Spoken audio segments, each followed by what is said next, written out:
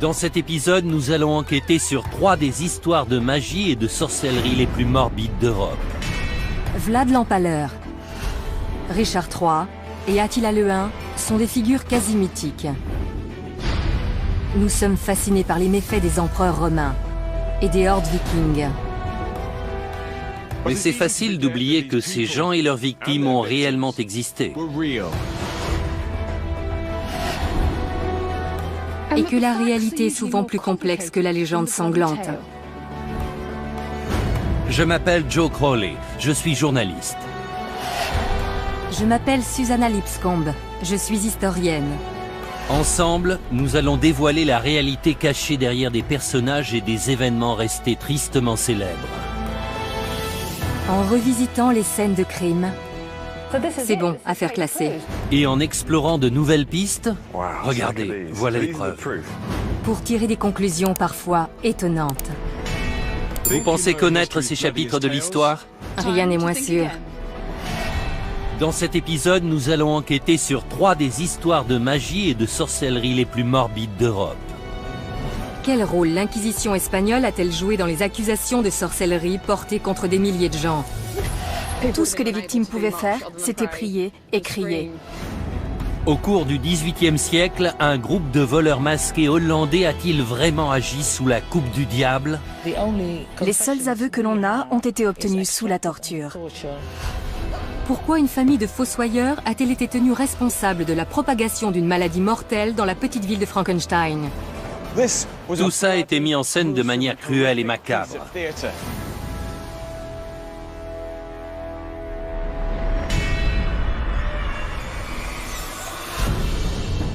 Novembre 1610. 30 000 personnes se rassemblent dans le nord de l'Espagne pour assister à l'exécution d'un sabbat de sorcières. Maria de Arbourou, 70 ans, a été reconnue coupable d'être la reine des sorcières. Elle est accusée de diriger le sabbat du village de Zugarramurdi, d'avoir tué des nourrissons et de vénérer le diable. Des mois durant, Maria et le reste de son assemblée étaient aux mains de la redoutable Inquisition espagnole. Au terme de cet interrogatoire, 6 d'entre eux vont être condamnés au bûcher et brûlés vifs. Mais Maria et les autres étaient-ils réellement coupables ou étaient-ils victimes d'une conspiration de l'Inquisition? Dans un recoin des Pyrénées, à 360 km de Madrid, se trouve le village isolé de Zugarramurdi. Au début du XVIIe siècle, ce village a été la cible d'une des organisations les plus redoutées, l'Inquisition espagnole.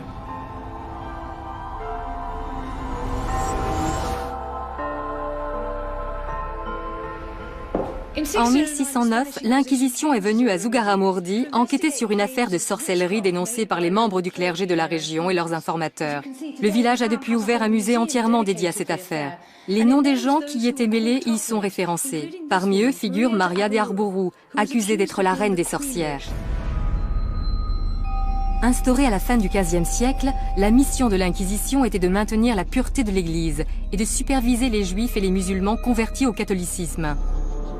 L'historienne locale, Idoia Mentaberi, a enquêté sur l'affaire de sorcellerie de Zugarramurdi.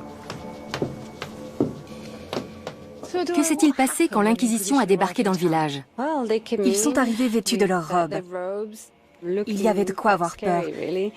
Ils ont arrêté des femmes, des personnes âgées et même des enfants. Le plus jeune avait 9 ans. Ils ont créé une telle atmosphère de panique et de peur que les villageois ont vite commencé à s'accuser entre eux pour tenter de sauver leur peau.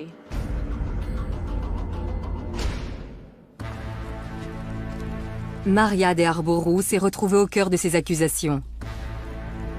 Les villageois la dénonçaient comme étant la reine des sorcières. Plus d'une vingtaine d'hommes et de femmes de Zugarramurdi ont été accusés de faire partie de son assemblée. Quels étaient les différents chefs d'accusation? D'avoir mangé des cadavres, de voler et d'enlever les enfants. Les sorcières devaient suivre un rituel d'initiation. Elles recevaient un crapaud qu'elles devaient habiller et chérir comme un animal de compagnie. Si elles s'en occupaient mal, le crapaud les dénonçait au diable. C'est incroyable. Les gens croyaient vraiment à ce genre d'histoire? C'est difficile à croire. Ces histoires fantasques ont suffi à les faire livrer aux mains de l'Inquisition. Ils ont été jetés dans la prison secrète, détenus par les inquisiteurs, torturés et accusés de sorcellerie.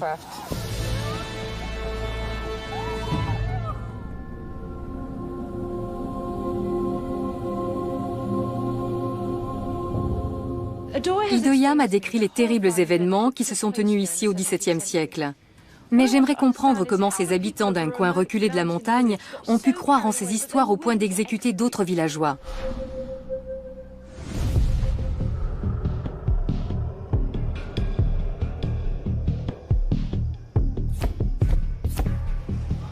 Quand on pense à l'Inquisition, on a souvent en tête des images de prêtres fanatiques vêtus de robes noires et déterminés à exterminer les hérétiques et les sorcières. Bien entendu, l'histoire est rarement aussi simple.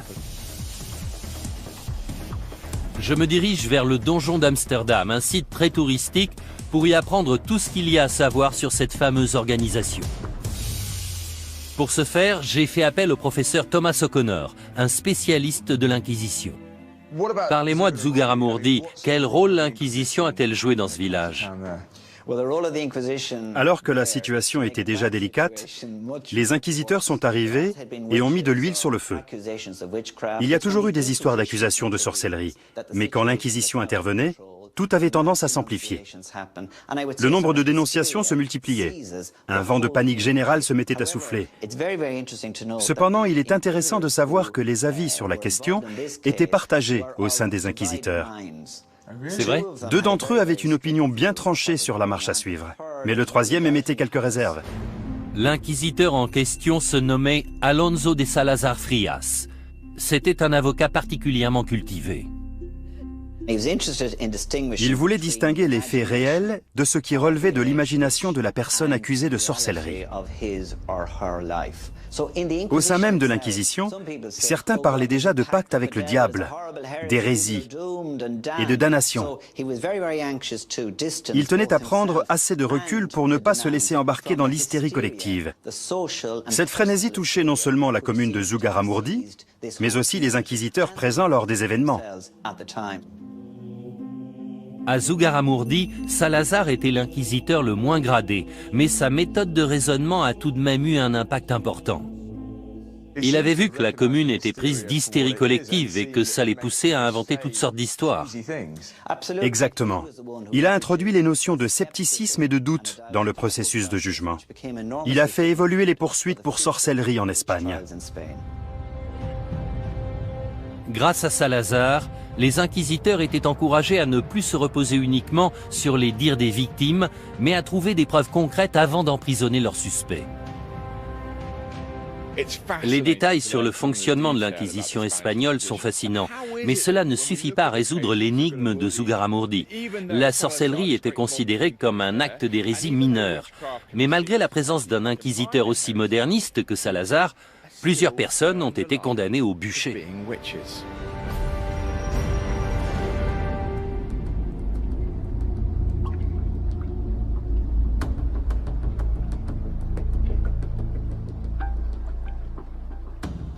Joe a révélé l'impact tragique qu'a eu l'Inquisition espagnole sur le village de Zugarramurdi.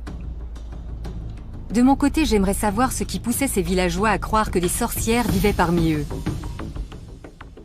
Que s'est-il vraiment passé? Des gens affirmaient qu'une fois la nuit tombée, des sorcières les avaient emmenés de force dans leurs repères. Il me faut plus d'informations. Les gens inventaient-ils ces histoires ou est-ce qu'elles cachent autre chose?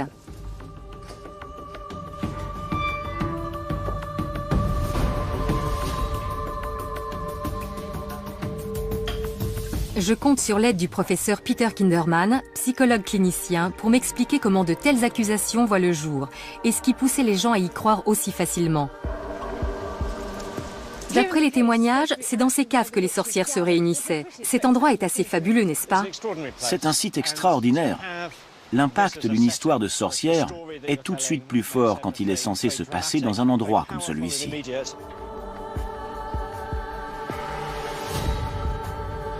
Une fois lancée, une rumeur est difficile à stopper.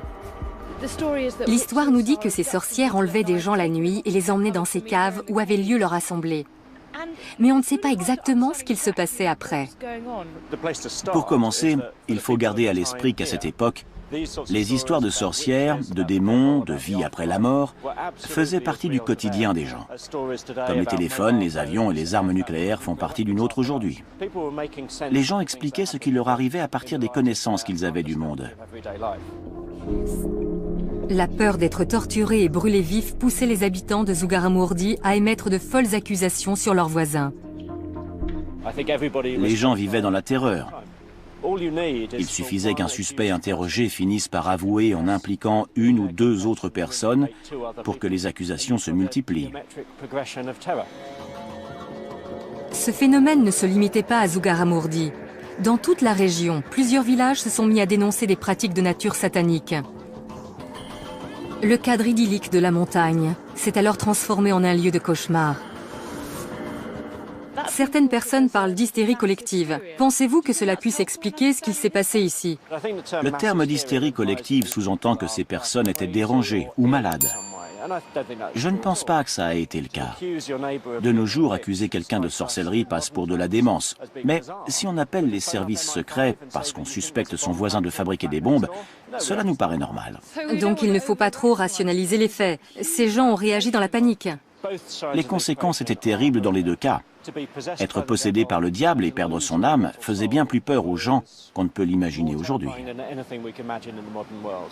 D'un autre côté, l'idée de faire l'objet d'une enquête, puis d'être torturé et brûlé vif en public, n'était pas plus réjouissante.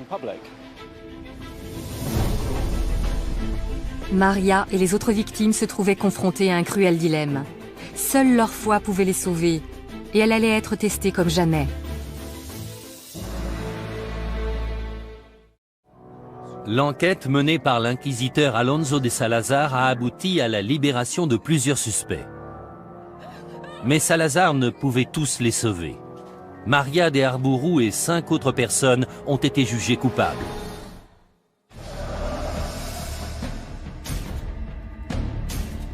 Maria et son soi-disant sabbat font partie des quelques milliers d'innocents à avoir été brûlés sur une période de 300 ans.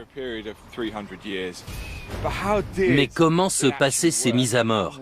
Et pourquoi étaient-elles aussi barbares?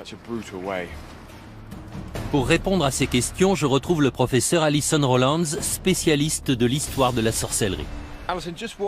Alison, quel sort attendait Maria et les autres accusés? Est-ce qu'ils avaient encore la moindre chance de s'en sortir? Ils auraient pu avouer qu'ils pratiquaient la sorcellerie. Un aveu aurait annulé la peine, même s'il se faisait alors qu'on les amenait au bûcher.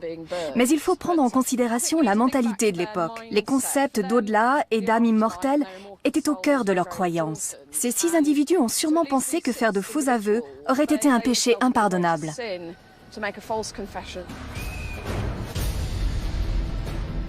En refusant de choisir la facilité, Maria a définitivement scellé son destin. Elle et ses pairs étaient condamnés à trouver la mort d'une des pires façons imaginables. Pourquoi le bûcher? Pourquoi une mort aussi horrible? On ne pouvait pas les pendre ou les décapiter?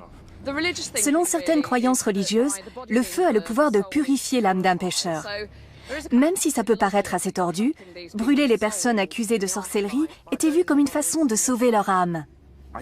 J'imagine à quel point ça doit être horrible de voir les flammes se répandre et commencer à brûler. La douleur doit être insoutenable tant qu'on reste conscient. C'était l'une des sentences les plus cruelles. À mon avis, les inquisiteurs pensaient que la menace du bûcher suffirait à convaincre les gens d'avouer. Mais ce n'était pas toujours le cas. Donc ils devaient mettre leurs menaces à exécution. Je ne suis pas sûr de vouloir la réponse à cette question, mais est-ce que ces gens sentaient la mort arriver? Combien de temps se passait-il avant qu'ils ne succombent aux flammes? Malheureusement, il est presque certain qu'ils aient eu le temps de sentir l'odeur du feu et de subir l'atroce douleur causée par les flammes qui se rapprochaient.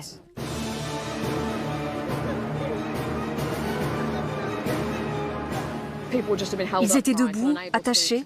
Tout ce qu'ils pouvaient faire, c'était prier et crier.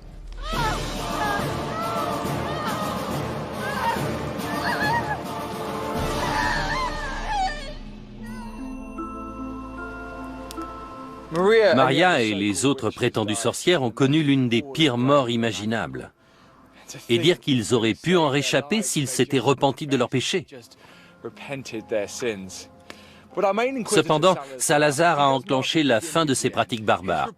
Son rapport à l'Inquisition a fait cesser les exécutions pour cause de sorcellerie en Espagne. Triste ironie du sort, les données qu'ils avaient récoltées à Zugarramurdi ont poussé l'Inquisition à gracier les sorcières du village seulement 4 ans après leur mort par le feu. «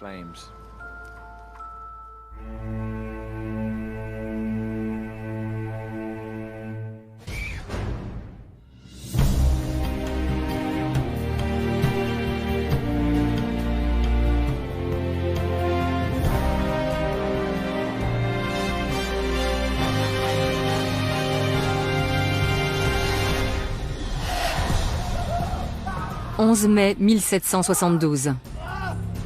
Józef Kirchhoffs, chirurgien aisé et fervent croyant, est sur le point de connaître une mort violente par pendaison.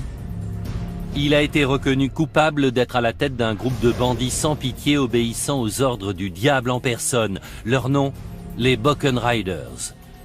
Pendant des années, ces bandits ont fait régner la terreur le long de la frontière hollandaise. Kirchhoffs a été condamné à la potence alors qu'il niait fermement faire partie du célèbre gang, et ce malgré des mois à subir d'affreuses tortures. Était-il un génie du grand banditisme ayant toujours mené une double vie, ou était-il réellement innocent ?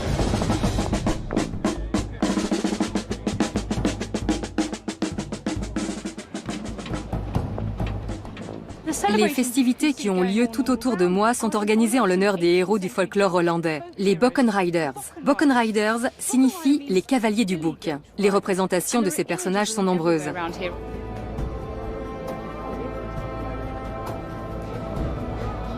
En voilà un Bockenrider. Il chevauche un bouc, une torche à la main, et coiffé d'un chapeau de sorcière alors qu'il s'apprête à fuir sous un ciel rouge sang.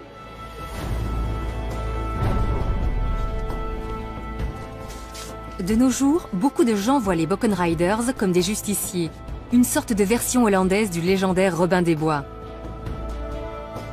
Cependant, les études contemporaines les décrivent comme un violent groupe de voleurs sans foi ni loi qui n'hésitaient pas à prendre pour cible les prêtres et leurs églises. Au centre de ces récits se trouve l'arrestation du médecin local, le docteur Józef Kirchhoffs, en 1771. Il était accusé d'être à la tête de ces opérations. Mais était-il un justicier à la Robin des Bois ou un malfaiteur sous la coupe du diable ?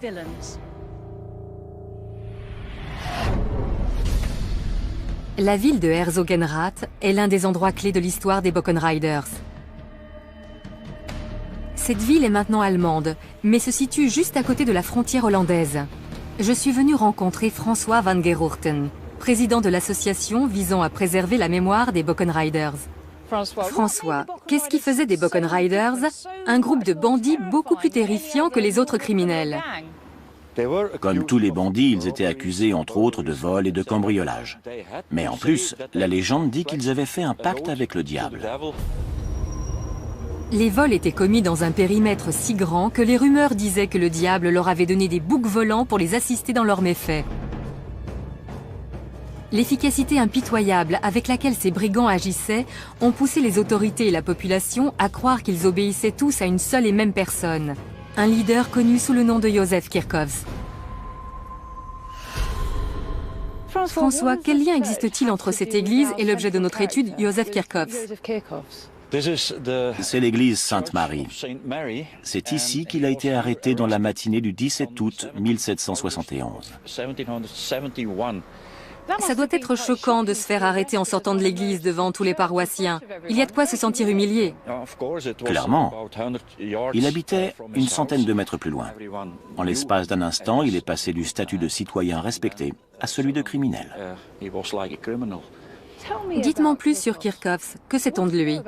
Il est né en 1724. Après 9 ans dans l'armée, il est rentré chez lui. Et puis il est devenu le chirurgien officiel de la ville de Herzogenrath. Au moment de son arrestation, il était marié et il avait 6 enfants. Pourquoi est-ce qu'ils l'ont arrêté lui plutôt qu'un autre? Les autorités pensaient que le diable venait sur terre pour séduire les gens pauvres d'esprit, qui ne savaient ni lire ni écrire, afin d'en faire des Bockenriders. mais leur chef devait forcément être quelqu'un de plus instruit. Ils ont pensé à Kirchhoffs. Ses accusateurs étaient persuadés qu'il menait une double vie. Aux yeux de ses concitoyens, il passait pour un bon chrétien, mais une fois la nuit tombée, il devenait le leader de ce groupe de criminels. C'est un peu comme Dr. Jekyll et Mr. Hyde. La formation militaire de Kirchhoffs pouvait certainement s'avérer utile au commandement d'un groupe de violents bandits. En plus de ça, plusieurs malfaiteurs présumés ont donné son nom sous la torture. Menait-il réellement une double vie? Était-il le chef tout-puissant de ce groupe de bandits? Je vais envoyer Joe consulter les archives officielles pendant que je me renseigne sur le fonctionnement des gangs.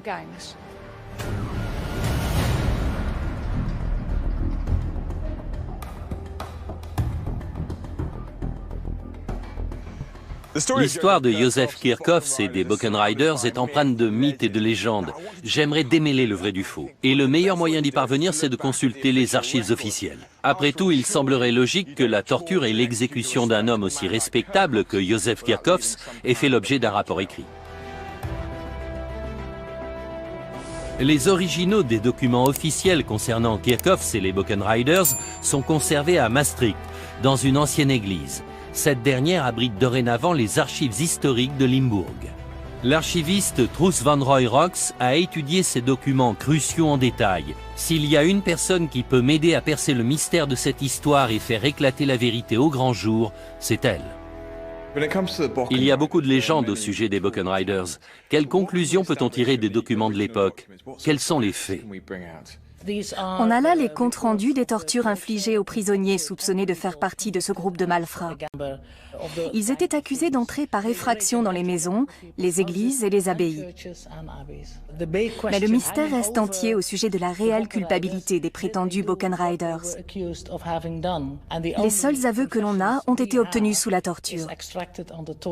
C'est assez déroutant. On trouve ici des milliers de documents juridiques et pourtant, aucun d'entre eux ne prouve sans équivoque que Kirchhoffs ait été à la tête de ce réseau criminel. Les seules preuves sont de vagues accusations faites sous la torture. Est-ce qu'il y a des documents qui nous parlent un peu de Joseph Kirchhoffs et de son histoire personnelle? On a une description de lui dans une lettre de recommandation. Elle a été écrite en 1752, quand il était encore sergent dans l'armée.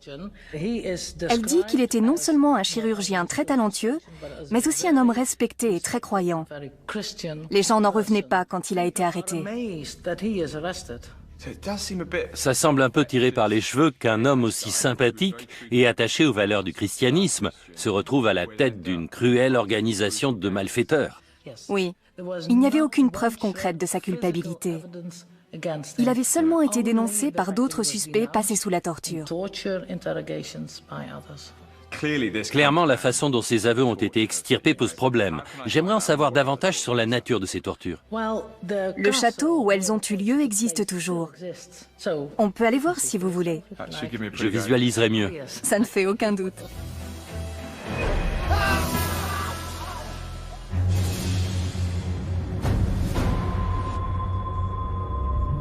J'ai suivi Truus 35 km plus loin jusqu'au château d'Herzogenrath afin d'en apprendre davantage sur les atroces tortures infligées aux Buchan Riders présumés.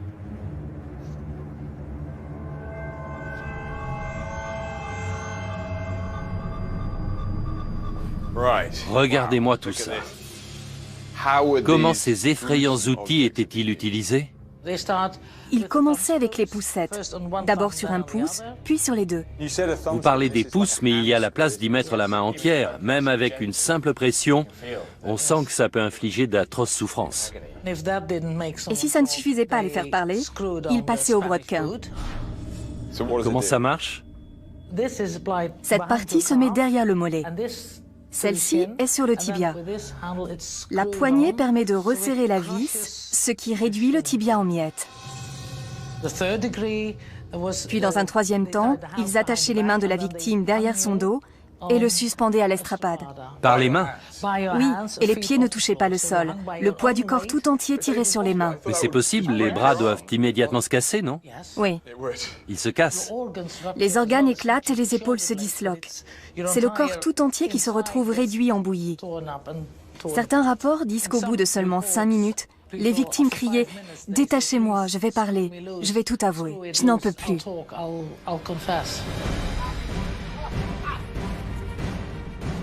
Des douzaines de membres présumés des Buchan Riders ont été torturés dans ces lieux et ont rapidement avoué leurs crimes.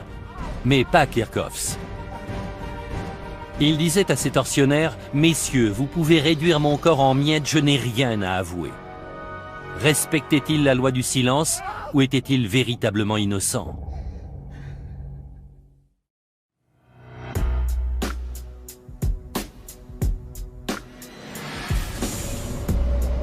Józef Kirchhoffs n'a jamais avoué malgré les horribles tortures qu'on lui a fait subir. Aurait-il réussi à tenir sa langue jusqu'au bout s'il avait été coupable? Pour le savoir, je vais discuter avec Graham Johnson. Depuis plus de 10 ans, il enquête sur les barons du crime et les gangs sévissant actuellement. Les gangsters connaissent-ils l'identité de leur chef? Pas toujours. Les petites mains, ceux qui les recrutent et tous ceux qui occupent des postes secondaires ne savent pas forcément pour qui ils travaillent. On s'intéresse actuellement à Józef Kirchhoffs, qui était un membre respectable de sa communauté. Est-ce qu'on trouve vraiment ce genre de profil au sein d'un gang? Il arrive souvent que les chefs de gang aient une position sociale élevée au sein de leur communauté. Peu de gens connaissent l'identité de celui qui dirige actuellement la pègre locale. Si vous le rencontriez, vous ne penseriez pas une seconde qu'il est impliqué dans un gang. C'est un homme respectable, poli, cultivé, et pourtant, il est à la tête d'une organisation criminelle qui compte des centaines de membres et génère des centaines de milliers d'euros par an. Ils sont impliqués dans des affaires de drogue, de fraude fiscale, de vente d'armes et même de meurtre. Donc même l'homme le plus respectable d'une communauté peut travailler pour une organisation criminelle. Tout à fait. Ce sont des gens qui ont le sens des affaires, savent diriger et sont des gens en position de pouvoir. Ils font des chefs de gang idéaux. Ce principe est valable aussi bien en Angleterre aujourd'hui qu'en Allemagne il y a 200 ans.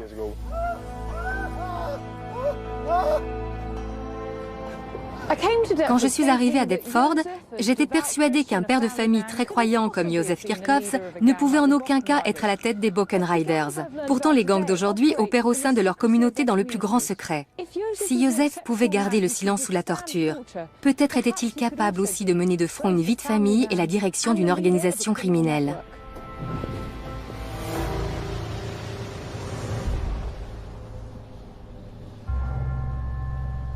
Malgré l'absence de preuves tangibles à l'encontre de Kirchhoffs, les juges étaient convaincus de sa culpabilité.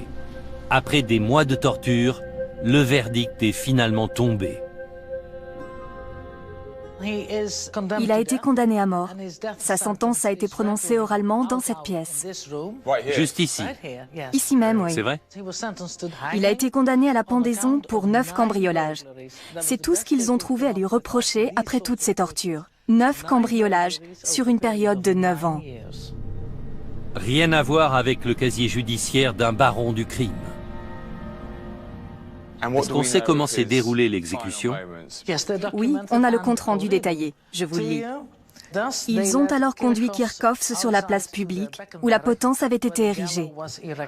À 11 h du matin, le bourreau lui a passé la corde autour du cou. D'une voix tremblotante, il a crié « Jésus, j'ai vécu pour toi, je meurs pour toi ».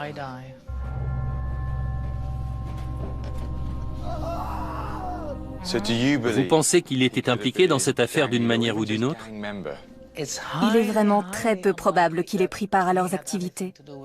Il n'y a pas la moindre preuve de son implication.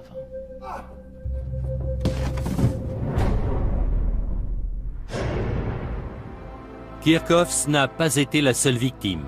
Plus de 350 Buchan Riders présumés, hommes et femmes confondus, ont été pendus, laissés pour morts sur la roue ou brûlés vifs.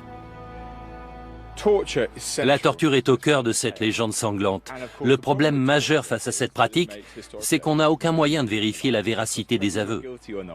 Bon nombre de personnes victimes de telles souffrances finiraient par cracher le morceau, qu'ils soient réellement coupables ou pas.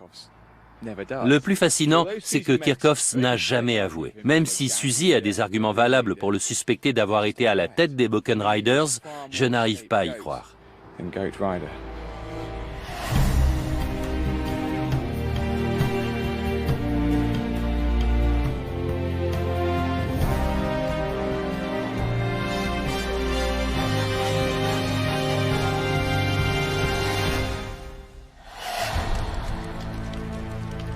26 septembre 1606.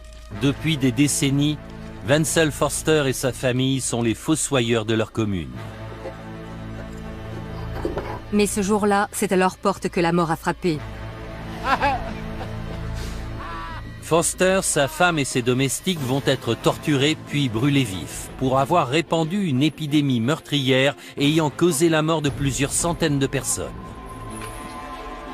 Ils étaient aussi accusés de cannibalisme, de nécrophilie et d'être les serviteurs du diable. Forster et sa femme ont-ils vraiment commis ces crimes sataniques? Ou ont-ils été victimes des préjugés et de la panique ambiante?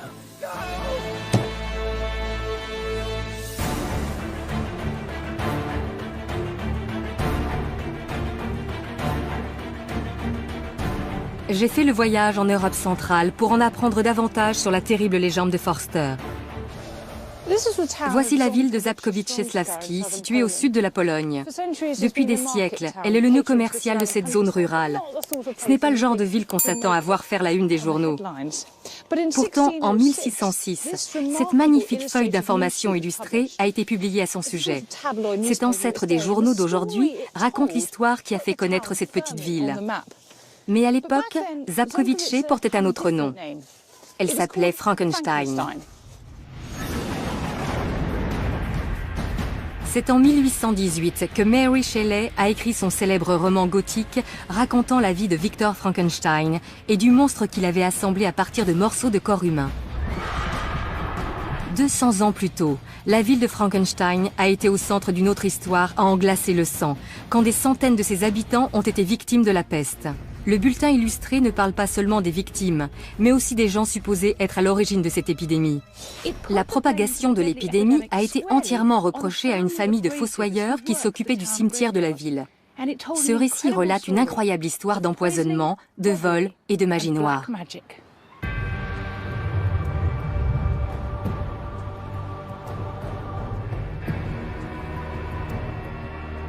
Au banc des accusés se trouvait Wenzel Forster, le fossoyeur en chef, mais aussi sa femme, ses domestiques et ses assistants. Je me suis rendue au cimetière où il travaillait pour rencontrer Karen Lambrecht, l'historienne qui a révélé au grand jour l'histoire de la peste de Frankenstein.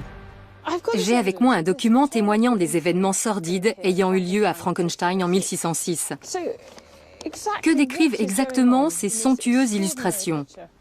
Eh bien, on y voit les fossoyeurs en train de disperser le poison qui a causé l'épidémie. Forster a été accusé d'étaler une pâte faite à base de restes humains sur les poignées de porte du village afin de répandre la maladie. Mais ces allégations ne s'arrêtaient pas à celles d'empoisonnement. Que signifie cette image? Il n'était pas seulement accusé de tentative d'empoisonnement, mais aussi de meurtre rituel et de vol. Là, on voit un fossoyeur dévorant un enfant. C'est du cannibalisme. Ils maltraitaient les cadavres. Ils extrayaient les fœtus morts du ventre des femmes enceintes. Aucun détail n'est épargné. En tant que fossoyeur de la ville, Forster était chargé d'enterrer les victimes de la peste. Son accès immédiat aux cadavres a poussé les villageois à croire facilement à ses accusations. Ce que Karen vient de me dire est à la fois surprenant et choquant. On savait que des gens étaient accusés de sorcellerie dans toute l'Europe, mais ici on a accusé des fossoyeurs de répandre la peste. J'aimerais en apprendre plus sur l'idée que les gens se faisaient de la peste pour en avoir peur au point de persécuter ceux qu'ils pensaient responsables de sa propagation.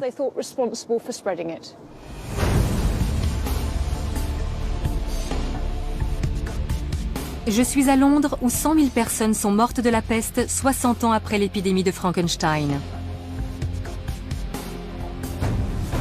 Je retrouve le professeur Robert Jout, un historien médical, à l'église Saint-Bride où reposent des centaines de victimes de la peste. Robert, pouvez-vous m'en dire un peu plus sur la peste? Sait-on combien de victimes elle a fait à Frankenstein? D'après les rapports de l'époque, il y a eu environ 1500 décès. C'est un chiffre assez élevé. Un quart de la population a trouvé la mort en l'espace d'1 ou 2 semaines. La mort était fulgurante. Et elle frappait sans prévenir, n'est-ce pas? C'est ça. Dans certains cas, les gens se levaient le matin comme si de rien n'était, puis mouraient dans la journée. C'est une mort aussi terrible que soudaine. Les gens en étaient terrifiés. Dans ces conditions, les victimes ne pensaient pas s'être assez préparées au jugement dernier. Ça les effrayait plus que tout. Quand la peste frappait, les églises débordaient de demandes d'inhumation. Il était impossible d'enterrer tout le monde convenablement. Regardez ça.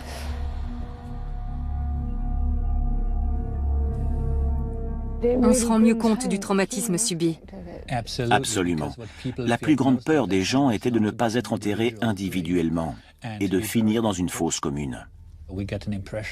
On peut comprendre que l'idée d'être enterré au même endroit que des centaines d'autres victimes les ait terrorisés.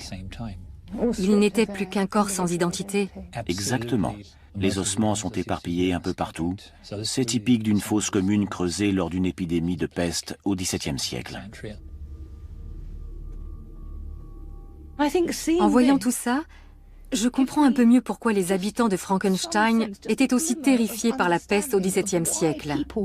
Ce genre de perspective peut facilement pousser les gens à s'en prendre aux potentiels responsables du désastre. Mary Shelley a rendu le nom de Frankenstein mondialement connu. Mais les événements qui ont eu lieu dans la ville auraient aussi pu suffire à inscrire ce nom au panthéon de l'horreur.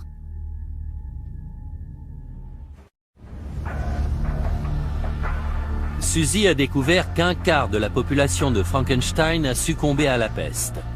Les fossoyeurs ont-ils réellement pu répandre l'épidémie à l'aide de potions empoisonnées? Y a-t-il un moyen de découvrir ce que contenaient ces potions? Bien entendu, les autorités de l'époque ne disposaient pas de laboratoires médico-légaux où les faire analyser. Personnellement, l'idée de potions pestiférées me semble un peu exagérée.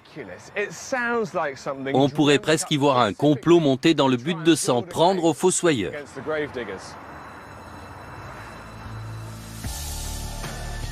Les voisins de Forster étaient persuadés qu'au lieu d'enterrer les morts, ils se servaient de leurs cadavres pour concocter une potion donnant la peste. C'est génial ici.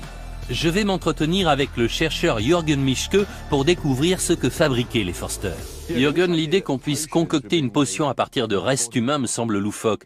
Comment en est-on arrivé là? Je vais peut-être vous surprendre, mais les médicaments à base de restes humains étaient monnaie courante du XVIe au XVIIIe siècle. Au début du XVIIe siècle, les gens pensaient que les médicaments à base de cadavres en bonne santé étaient particulièrement efficaces. Et en plus de soigner les maladies, ces remèdes étaient censés donner l'énergie du mort aux patients. Quelle partie du corps était utilisée? D'après les documents scientifiques de l'époque, 24 parties du corps peuvent être récupérées pour en faire des remèdes. La graisse, la peau, le crâne et les os en font partie. Les os étaient réduits en poudre et la peau bouillie pour en faire des médicaments contre toutes sortes de maux tels que l'épilepsie ou les migraines. Forster était-il le fournisseur de Frankenstein? D'où provenaient les cadavres? Il fallait aller voir le bourreau. Il avait tous les droits sur le cadavre des gens qu'il exécutait. C'était la seule façon de se procurer un corps jeune et sain.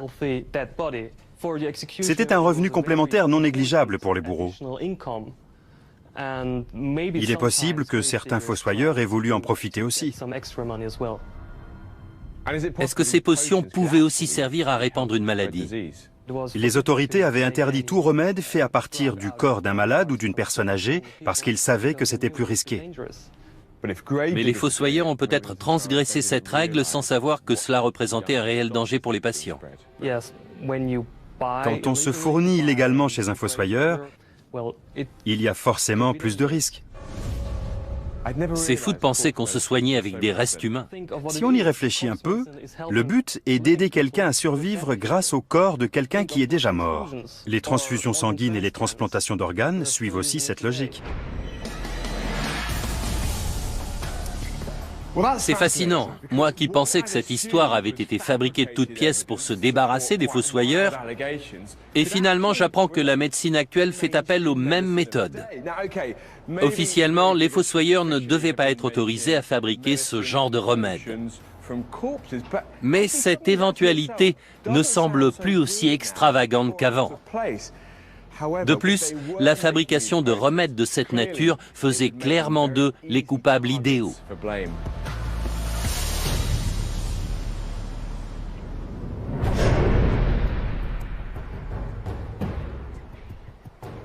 Joe a découvert que Wenzel Forster dirigeait peut-être un laboratoire clandestin de fabrication de médicaments à base de cadavres.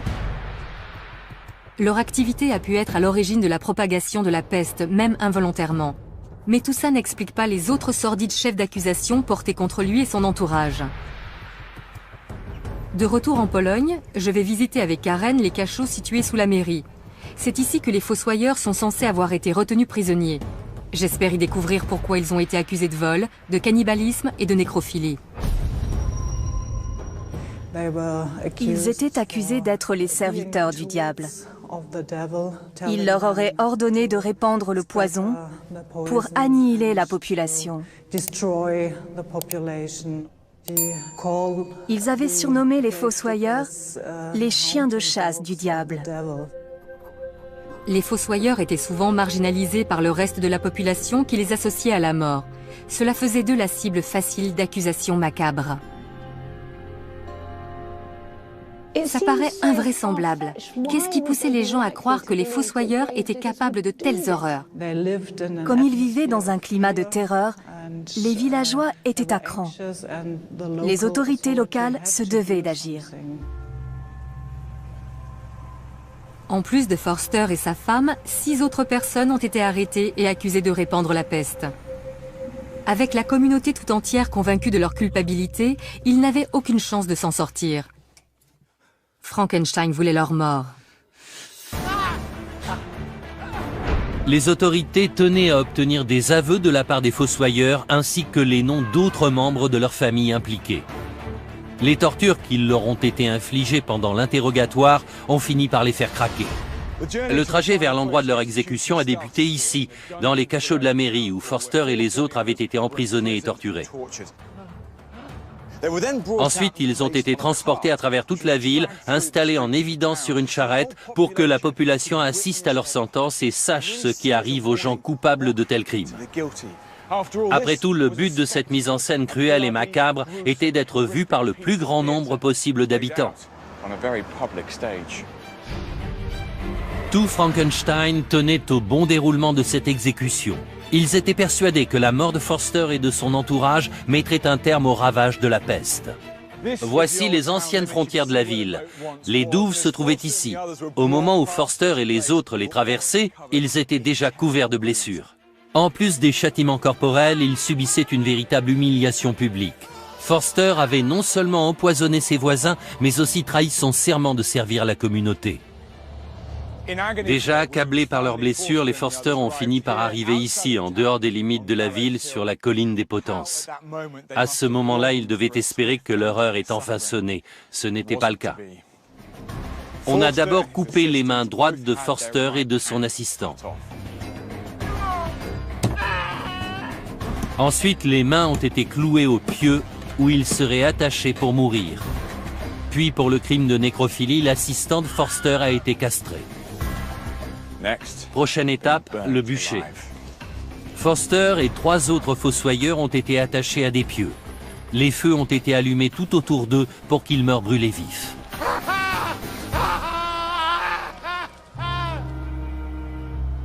Pendant les 11 années qui ont suivi, d'autres familles de fossoyeurs ont été arrêtées, jugées et exécutées. Parmi eux, un garçon de seulement 14 ans a été décapité. La terreur se trouve au cœur de cette affaire. Face à la peur, les hommes sont capables d'actes terribles. Les fossoyeurs sont devenus leur bouc émissaire.